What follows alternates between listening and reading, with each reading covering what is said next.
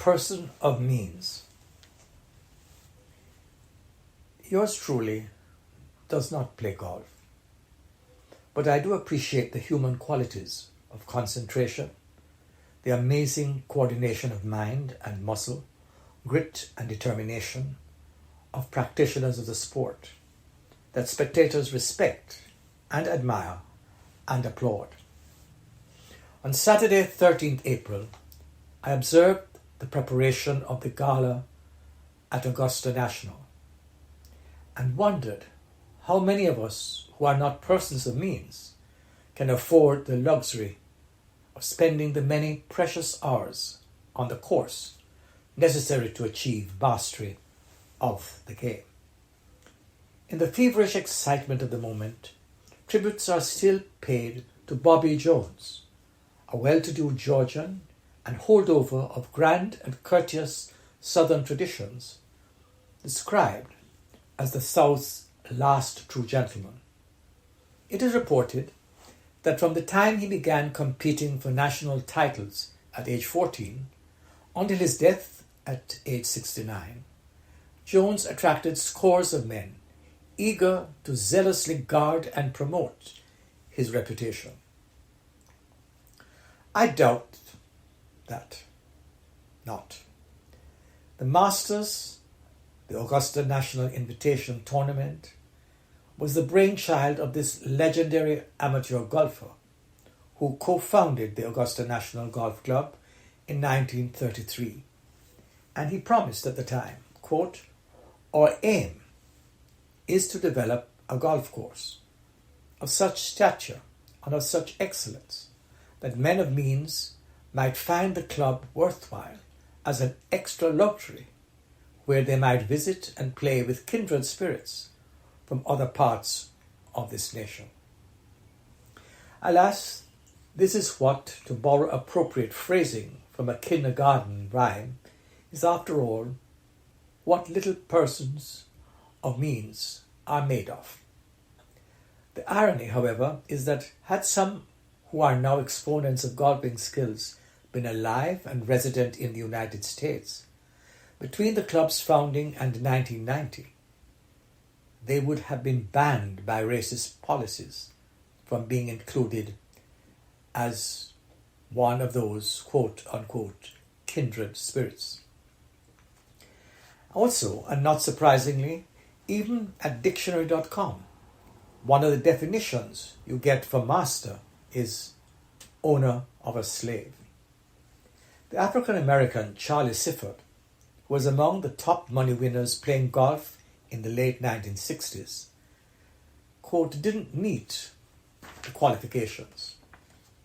The club's autocratic chairman from 1931 to 1976, Clifford Roberts, was a very innovative executive who enjoyed a close relationship with Dwight D. Eisenhower and helped Eisenhower become president and, of course, an Augusta National member. In his book, Just Let Me Play, Sifford exposes the fact that at the time in question, Roberts gratuitously declared, quote, "As long as I live, there will be nothing at the Masters besides black caddies and white players." He died of a self-inflicted gunshot wound on the grounds of Augusta National in 1977. My infant memories, not unlike David Copperfield, were sharp, and my earliest recollection of a person of means was of a close contractor friend of the family whose wife, Sissy, and my mother, Sadie Beryl, were more like sisters. My siblings and I always knew him as Uncle Charlie. He coincidentally shares the same name as Sifford, and we were highly favoured in his light, as he had no children, but were as proud of us when we excelled at school as if we were his very own. Every academic or other accolade was rewarded with a significant gift and warm congratulations. He was passionate about youngsters having a sound education, and his generosity matched his every strident word on that subject. I have never, for example, forgotten the monogrammed Parker and Schaefer fountain pens, which I received for the Cambridge School Certificate exam and 2 years later for the Cambridge Advanced examination at matriculation. He owned a truck and an ordinary weekday drudging automobile for his contractor and regular daily routine activities. But his Sunday limousine was a shiny, sleek, maroon 1954 Mark 7 Jaguar with that extra gas tank that made it appear so superior, as if it were somehow destined to transport its occupants beyond the ordinary. We would be privileged to drive in the Jaguar on Sunday outings. Passengers were enveloped in opulent leather and fine wood veneers, indicative of Jaguar Cars Limited's commitment to craftsmanship. Colour options ranged from stately blacks and greys to rich maroons. Uncle Charlie Stewart spoke well, and in a clear and resonant oracular tone of voice that echoed around us as if we were in the nave of a cathedral.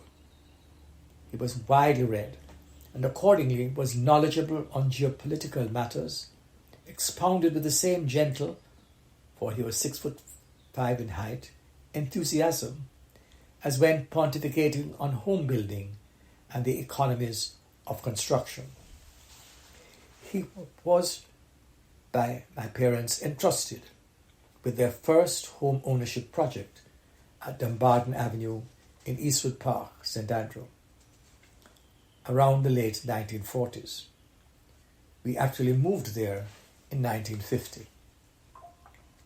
With the influx of insurance settlements subsequent to the damage occasioned by the devastating floods associated with the 1952 hurricane, Uncle Charlie's not insubstantial means grew by leaps and bounds, because his participation to the full extent in this phenomenal boom.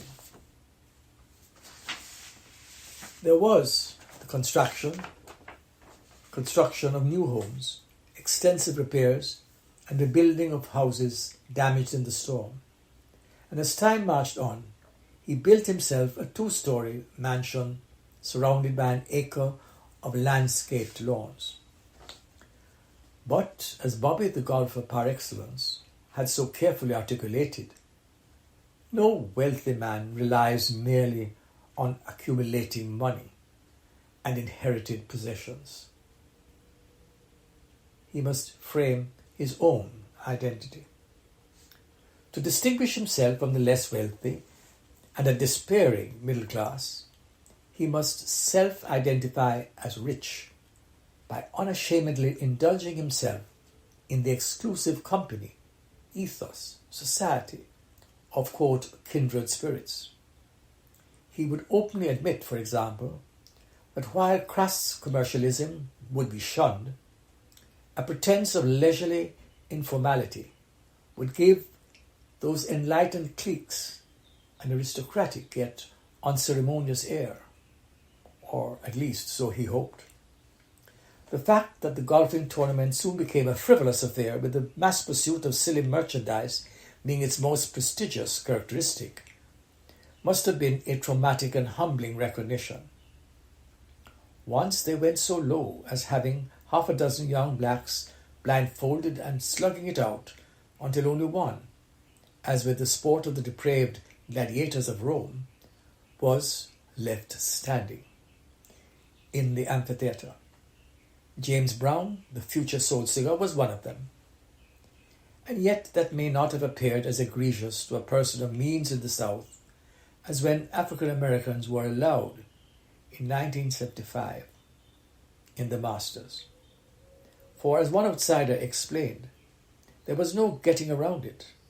Bobby Jones presided over a racist golf club. The financial sleight of hand is complicated and ultimately incidental, but the bigotry is not. While this was being experienced over the years in the history of the US, I remained in contact with Uncle Charlie. The wife we adored before her untimely death to cancer was not forgotten, but he had remarried and was a proud father of a daughter called Marie. And Marie just loved the Jaguar Mark 7. Its influence on automotive design cannot be overstated. It set a new standard for luxury vehicles with its blend of performance and refinement. Its distinctive styling cues would echo through future generations of cars, marking it as a pioneer that shaped the aesthetic of post-war automobiles. Marie was tall, and she was destined to become a polished, educated young lady journalist in the mother country. Uncle Charlie always owned and liked driving a Jaguar, and when he was dressed to kill with a red rose in his left lapel, this man of means had to find somewhere sophisticated and sophistic to discreetly display his wealth and social refinement as befits the well-to-do persona. Surely this was the divine entitlement of a well-off colonial subject. His choice location for this flagrant display of class hierarchy was the Hope Botanical Gardens, where the Jamaica Military Band, in classic Zouave uniform, performed on Sunday concerts featuring classical music, traditional European and American marches, and, to a limited extent, novel arrangements of mento folk songs and calypsos. It was like serving tea at 4:14 p.m. to an English couple, which meant little to one so young as I, but the spectacle stuck stubbornly in my memory, as is the way of British and, yes, other traditions. They enriched the colonial experience of Uncle Charlie and ourselves with an elegant breath of fresh air. To the civilized, it is aspirational, inspirational even, and exquisitely liberating. Like Shakespeare, in Sonnet 130, I shall not belie with false compare these two stories about a person of means, which happened in different countries at different stages in their growth as distinct societies, but at the same point in world history. The peripheral detail of difference seems at first blush unimportant, but it is significant that in the Caribbean, the aspiring citizen post-adult suffrage who wanted to excel traditionally dressed up in his Sunday best and paraded his fashion, style, and female companion, whereas others, less ambitious, took no such measures, probably because there was less purpose for their doing so. Suffice it to say that considering the high season of the Augusta Masters National Golf Tournament, the person of most means, although he came about last or 60th in the 2024 tournament yesterday, is the legendary non-white golfer considered one of the best golfers of all time. Mr. Tiger Woods, without doubt, is one of the new few billionaire athletes in the world, and he's only the second active athlete who is a billionaire behind NBA star LeBron James. Meanwhile, golf caddies are paid an hourly wage between $15 and $30.